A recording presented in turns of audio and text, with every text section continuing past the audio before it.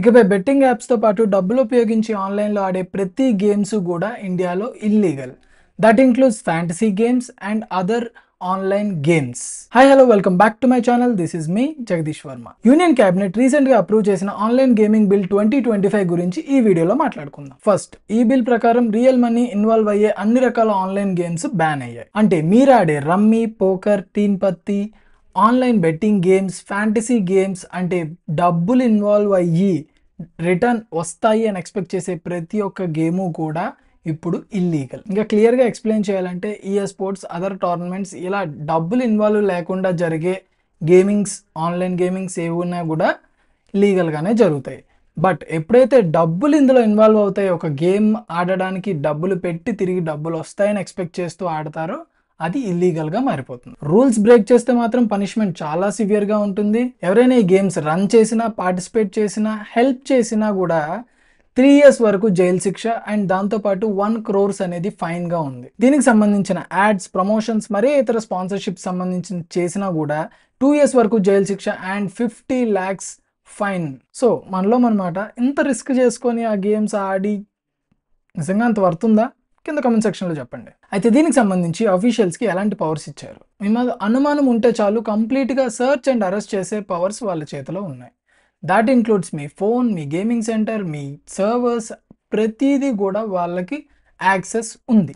ఏ ఎస్కేపు లేకుండా పాస్వర్డ్స్ కూడా బ్రేక్ చేయగలిగే ఫుల్ రైట్స్ అండ్ పవర్స్ ఆఫీషియల్స్కి ఉన్నాయి. Not just players and betting apps అండి, ఫినాన్షియల్ ఇన్స్టిట్యూషన్స్, బ్యాంక్స్, ఈ బెట్టింగ్ యాప్స్ కానీ ఆర్ గేమింగ్ యాప్స్కి కానీ ఎలాంటి ట్రాన్సాక్షన్స్ జరగకుండా, డబ్బులు ఇన్ ఆర్ అవుట్ అవ్వకుండా యూపీఐస్కి కూడా రెస్ట్రిక్ట్ అయితే చేశారు.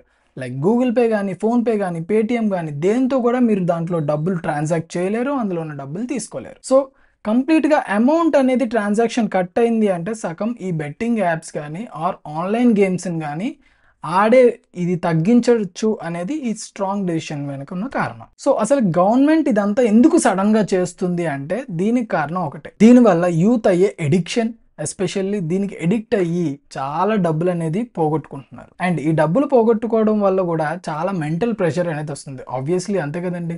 ఫినాన్షియల్ ప్రెషర్ ఎప్పుడైతే ఉంటుందో మెంటల్ ప్రెషర్ వస్తుంది. డిప్రెషన్, యాంగ్జైటీ లాంటి చాలా ఇష్యూస్కి బాధపడాల్సి ఉంటుంది. అండ్ ఫినాన్షియల్ ఫ్రాడ్స్ కూడా చాలా జరుగుతున్నాయి.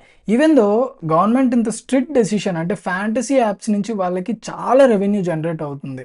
ఈ ఫ్యాంటసీ గేమింగ్ ఇంతకు ముందు కూడా బెట్టింగ్ యాప్స్ బ్యాన్ చేశారు, కానీ ఫ్యాంటసీ గేమింగ్ అనేది లీగల్లీ ఇట్స్ స్కిల్ బేస్డ్ అని చెప్పి రన్ చేశారు. ఇప్పుడు అది కూడా క్లోజ్ చేశారు. ఎంత స్ట్రాంగ్ మూవ్ తీసుకున్నారు అంటే దానికి అనుకున్న రీజన్ ఫినాన్షియల్ ఫ్రాడ్స్ జరిగే అవకాశం ఉంది అని చెప్పి. గతంలో 2022లో కూడా అరౌండ్ 1400+ ఇలాంటి యాప్స్ని బ్యాన్ చేశారు.